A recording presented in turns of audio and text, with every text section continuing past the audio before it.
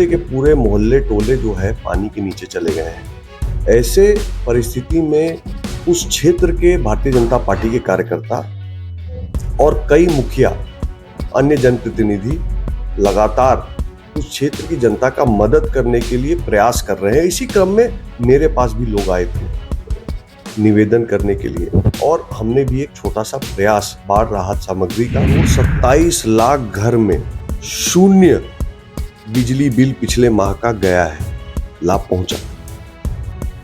लाखों वृद्धा, विधवा, बुजुर्ग को पेंशन बढ़ के मिला, बैंक खाते में गया। इंफ्रास्ट्रक्चर की बात कर रहे हैं, आपने बाढ़ से इस बात को जोड़ा, बाढ़ और सुखाड़ से। वो एक इंफ्रास्ट्रक्चर की समस्या है बिहार। हमको कहीं ना कहीं रिवर कनेक्टिविटी करके कोसी के जल का प्रबंधन करना है। कौन करेगा? लालू जी के समय में एक सड़क नहीं बना पा रहे थे वो लोग, आज वही भारतीय जनता पार्टी की डबल इंजन की सरकार है कि आप पटना से किसी जिले तक सरपट 4 लेन पे पहुंच पा रहे हैं। तेजस्वी जी बोलते सब हैं, करते कुछ नहीं। तो जनता को यही डिसाइड करना है कि बोलने वाले लोग चाहिए या करने वाले लोग चाहिए। तेजस्वी जी की पार्टी का इतिहास बता देता हूं। मंडल कमीशन के वेव में चढ़कर सामाजिक न्याय के एजेंडा पर लालू जी सत्ता में आए।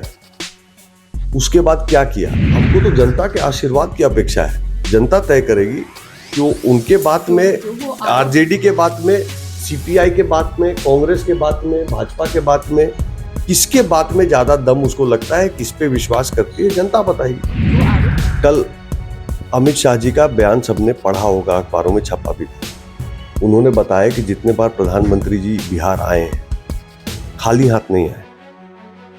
84,000 करोड़ की योजनाओं का घोषणा, शिलान्यास, उद्घाटन, फंडिंग बिहार की जनता के हित के लिए हुआ है। राहुल, नमस्कार, आप न्यूज़ फाउंडेशन देख रहे हैं। मैं हूं आपके साथ वंदना। हमारे साथ बात करने के लिए हैं भाजपा नेता ऋतुराज सिन्हा, जिनसे सीधा सवाल है। बाढ़ प्रभावित इलाकों में आपने राहत सामग्री सहित कई चीजों का आपने मुहैया कराया है। कैसे उन तमाम क्षेत्रों को देख रहे हैं जो बाढ़ से प्रभावित है? देखिए, जो पटना का दियर क्षेत्र लगता है, उसमें बहुत बड़ी आपदा समस्या बरसात के समय आती ही है, नई बात नहीं है। लेकिन इस बार चूंकि लगातार बारिश हो रही है, गंगा जी का जल स्तर इतना ऊंचा चला गया है कि सही मायने में कई पंचायत, हरदासपुर हो, चिरैया हो, काला दियरा हो, पूरा मतलब फतुआ भी क्षेत्र में कई सारे पंचायत इस तरह के बहुत डिस्टर्ब हैं। पूरे के पूरे मोहल्ले टोले जो है पानी के नीचे चले गए हैं।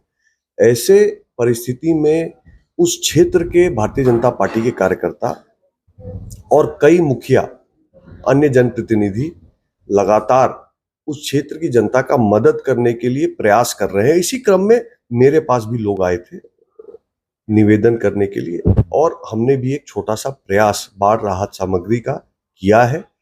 सरकार अपने तरफ से जो करना है कर रही है, लेकिन मुझे लगता है कि हम सब पटना वासियों को अपने जिले के जो इस तरह के गांव हैं, पंचायत हैं, उनकी मदद के लिए छोटा बड़ा प्रयास करना चाहिए। आप लगातार समाज सेवा सहित तमाम चीजों को भी बखूबी अंडरग्राउंड से जान रहे हैं, चीजों को देख रहे हैं।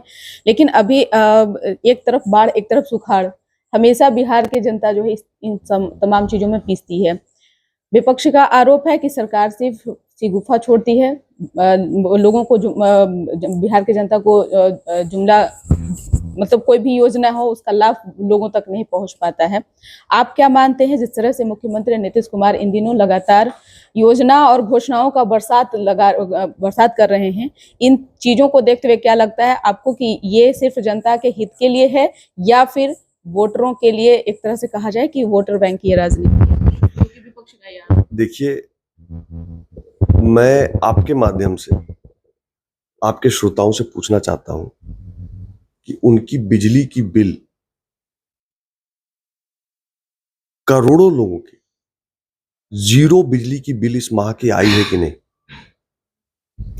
आप बात करें ना, लाभ पहुंचा कि नहीं जी। 1,27,00,000 घर में शून्य बिजली बिल पिछले माह का गया है, लाभ पहुंचा। लाखों वृद्धा, विधवा, बुजुर्ग को पेंशन बढ़ के मिला, बैंक खाते में गया। इंफ्रास्ट्रक्चर की बात कर रहे हैं, आपने बाढ़ से इस बात को जोड़ा, बाढ़ और सुखाड़ से। वो एक इंफ्रास्ट्रक्चर की समस्या है बिहार की। हमको कहीं ना कहीं रिवर कनेक्टिविटी करके कोसी के जल का प्रबंधन करना है। कौन करेगा? लालू जी के समय में एक सड़क नहीं बना पा रहे थे वो लोग। आज वही भारतीय जनता पार्टी की डबल इंजन की सरकार है कि आप पटना से किसी जिले तक सरपट 4 लेन पे पहुंच पा रहे हैं। गंगा जी पे एक नहीं, एक साथ पैरेलली अनेकों ब्रिज बन रहा है।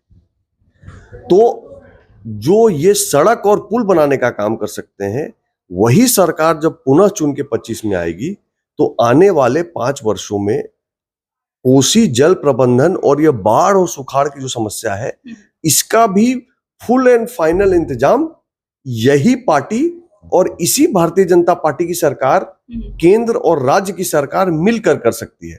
तेजस्वी जी का एक ढर्रा है कि ढेला फेंको और भागो, झूठ बोलो और निकलो, अपने कुछ मत करो, सब चीज का श्रेय लेने में आगे रहो। उनकी वो राजनीतिक मॉडल हो सकती है, हमारी नहीं। हम जो बोलते हैं वो करते हैं और जनता के सामने जग जाहिर है। राम मंदिर बोला था, बना दिया। सीता मां का मंदिर बोला था, शिलान्यास कर दिया। वो धर्म की बात हो, विकास की बात हो, गरीब की बात हो, युवा की बात हो, महिला की बात हो, इंफ्रास्ट्रक्चर की बात हो, जो बोला है वो करेंगे, इसके लिए कमिटमेंट है। यही तो तेजस्वी यादव कह रहे हैं कि जो हम बोलते हैं वही काम एनडीए के लोग करते हैं। हमने लोगों को बिजली मुफ्त देने का वादा किया। हम लोगों ने माई बहन योजना के तहत महिलाओं के खातों में 2500 रुपया देने का बात किया। हम युवाओं के लिए रोजगार, नौकरी की बात किया। वही चीज तो आप लोग कर रहे हैं। आप लोग के पास में तो कह रहे हैं तेजस्वी यादव की कोई विजन नहीं है, कोई एजेंडा नहीं है, हमारे ही चीजों को ये लोग फॉलो कर रहे हैं। तो मानते हैं कि बिहार में पक्ष मजबूत हो रहा है धीरे धीरे? देखिए, तेजस्वी जी बोलते सब है, करते कुछ नहीं है। तो जनता को यही डिसाइड करना है कि बोलने वाले लोग चाहिए या करने वाले लोग चाहिए। तेजस्वी जी की पार्टी का इतिहास बता देता हूं। मंडल कमीशन के वेव में चढ़कर सामाजिक न्याय के एजेंडा पर लालू जी सत्ता में आए। उसके बाद क्या किया? कितने पिछड़ों का कल्याण कर दिया, कितने गरीब के घर तक बिजली पहुंचा दी, कितने जिलों पंचायतों तक सड़क पहुंचाई, किसान के समस्याओं के लिए क्या काम किया। तेजस्वी जी पहले ये बताएं कि आरजेडी का 1990 से 2005 तक का 15 साल और बीच में तेजस्वी जी सत्ता में रहे 3 साल, इस 18 साल में ज्यादा काम हुआ कि जब भारतीय जनता पार्टी और नीतीश जी साथ में रहे, उन सालों में ज्यादा काम हुआ। लेकिन नौकरी तो उनकी जब महागठबंधन की सरकार बनी थी तब वो कह रहे हैं कि वो नौकरी देने का काम ये लोग कर रहे थे। इससे पहले तो कहीं वैकेंसी थी ही नहीं बिहार में। तेजस्वी जी एक नौकरी जो उन्होंने दिया हो उसके बारे में बता दें। उनके पास जो विभाग थे उसमें उन्होंने नौकरी देने की कौन सी फाइल बढ़ाई और कितने लोगों को नौकरी दे दी, उसका तथ्य काहे नहीं वो कागज दिखाते रहते हैं। कागज इसको भी दिखा दें। समस्या ये है कि जब वो कागज दिखाते हैं खुद फंस जाते हैं। वोटर आई कार्ड दिखा रहे थे तो पता चला कि खुद 2 वोटर आई कार्ड बना के बैठे है ना। तो सीधी सी बात है, अगर उनके पास फैक्ट है क्रेडिट क्लेम करने के लिए तो निकाल के दिखाते काहे नहीं? हम बोल दिए थे हो गया, हम बोल दिए थे हो गया। ऐसा थोड़ी ना है कि खाली विजन तेजस्वी जी के पास है और बाकी सब आदमी अनपढ़ है, 9वीं फेल है, किसी काम का नहीं है। ऐसा नहीं है। अब आपके भी नेता के पढ़ाई लिखाई पर सवाल तेजस्वी यादव भी उठा रहे हैं, कर रहे हैं। आपके भी नेता देखिए, कोई 6ठा पास है, कोई 7वां पास है, ऐसा है। पहला तो मैं एक बात क्लियर कर दूं, पढ़ाई का और ज्ञान का, समझ का डायरेक्ट कोरिलेशन नहीं होता। हमारे पूर्वज हार्वर्ड से पढ़ के नहीं आए थे, लेकिन समझदार बहुत थे, पहली बात। लेकिन दूसरी बात यह कि भारतीय जनता पार्टी जैसी पार्टी में किसी एक नेता की शिक्षा पूरी पार्टी पे रिफ्लेक्शन नहीं करती। भारतीय जनता पार्टी में समझदार लोग भी हैं, पढ़े लिखे लोग भी हैं, हर एक तरह से सक्षम लोग भी हैं। हमारी एक कलेक्टिव लीडरशिप फॉर्मेशन है, एक परिवार की बपौती नहीं है भारतीय जनता पार्टी। इसमें अनेक सक्षम लोग हैं, अनेक लोगों के लिए दरवाजे हमेशा खुले हैं जो भारतीय जनता पार्टी से जुड़कर बिहार और देश के लिए काम करना चाहते हैं। बेस्ट टैलेंट होगा, सक्षम टैलेंट होगा, तभी सक्षम लीडरशिप होगी, हमारा मानना है। वाले भी है कि अब आप जिस तरह से डिग्री की बात कर रहे हैं, डिग्री सहित अब भ्रष्टाचार का पर भी जो गाज गिर रहा है बीजेपी के नेताओं पर, उसको कैसे देख रहे हैं? हम बात करें प्रशांत किशोर की। प्रशांत किशोर इन दिनों काफी आक्रामक हैं बीजेपी के कई नेताओं पर, चाहे वो सम्राट चौधरी हो, मंगल पांडे हो, दिलीप जायसवाल हो, सभी मजबूत नेताओं पर। लगता है कि चुनाव में इसका असर पड़ेगा या फिर नुकसान? देखिए, वो प्रशांत किशोर जी का राजनीतिक मॉडल है, उनकी चॉइस है। मुझे लगता है कि किसी पे आरोप उठाना सहज होता है, लेकिन एक पुरानी कहावत है कि जब आदमी किसी को ऐसे उंगली दिखाता है तो 3 उंगली अपने तरफ पॉइंट करती है। क्यों आप लोग प्रशांत किशोर से डर रहे हैं? आपको किसने बताया कि प्रशांत किशोर से ऋतुराज सिन्हा डर रहे हैं या भारतीय जनता पार्टी के अन्य लोग डर रहे हैं? डरने के लिए क्या है? प्रशांत किशोर जी अपनी राजनीति कर रहे हैं, जनता के बीच जा रहे हैं, उनको जो ठीक लग रहा है वो बात रख रहे हैं। हम जनता के बीच जा रहे हैं, हमको जो ठीक लग रहा है वो बात रख रहे हैं। हमारा उनसे विरोध थोड़ी ना है। हमको तो जनता के आशीर्वाद की अपेक्षा है। जनता तय करेगी कि वो उनके बात में, आरजेडी के बात में, सीपीआई के बात में, कांग्रेस के बात में, भाजपा के बात में, किसके बात में ज्यादा दम उसको लगता है, किस पे विश्वास करती है, जनता बताएगी। जो आप लोग जीतेंगे बिहार में? देखिए, तैयारी तो हम एनडीए 243 सभी सीटों पे कर रही है, पर आज अगस्त के पहले दूसरे हफ्ते में टिप्पणी कर देना कि हम कितना सीट जीत रहे हैं, ये तो वही करेगा जो पॉलिटिकली शायद बहुत ज्ञाता हो या अपरिपक्व हो। मैं दोनों में से कोई श्रेणी में अपने आप को नहीं मानता। मैं सर्वज्ञ नहीं मानता अपने आप को, मैं फोरकास्टर नहीं मानता, एस्ट्रोलॉजर नहीं हूं। मेरा यह मानना है कि 243 सीटों पे हम तैयारी कर रहे हैं। जिस दिन कैंडिडेट सभी दलों का डिक्लेयर हो जाएगा, मतदान से 5-7 दिन पहले पूछिएगा तो कहां चुनाव जा रहा है जरूर बता देंगे, अपना गेस बता देंगे।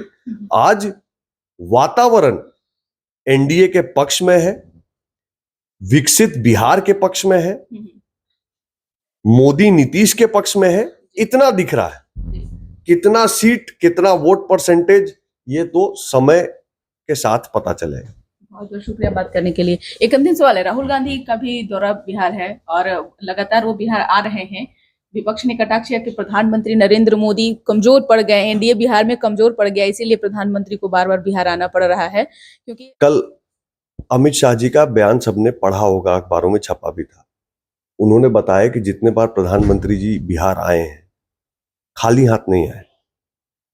84,000 करोड़ की योजनाओं का घोषणा, शिलान्यास, उद्घाटन, फंडिंग बिहार की जनता के हित के लिए हुआ है। राहुल जी बिहार आ रहे हैं, क्या लेके आ रहे हैं? झूठ का पिटारा, भय फैलाने की, भ्रम फैलाने की स्ट्रेटेजी। वो आके करेंगे क्या? इलेक्शन कमीशन ने टिप्पणी उठाएंगे, यही ना करेंगे। एसआईआर पे सवाल उठाएंगे, उनसे सवाल पूछा जाएगा तो खुद गायब हो जाएंगे। तो जनता देख रही है कि कौन काम कर रहा है और कौन झूठ बोल रहा है। जनता सब जानती है, इतना चिंता करने की बात नहीं है। जनता समय आने पर बटन दबा के बता देगी कि किसके हाथ में सत्ता देनी है।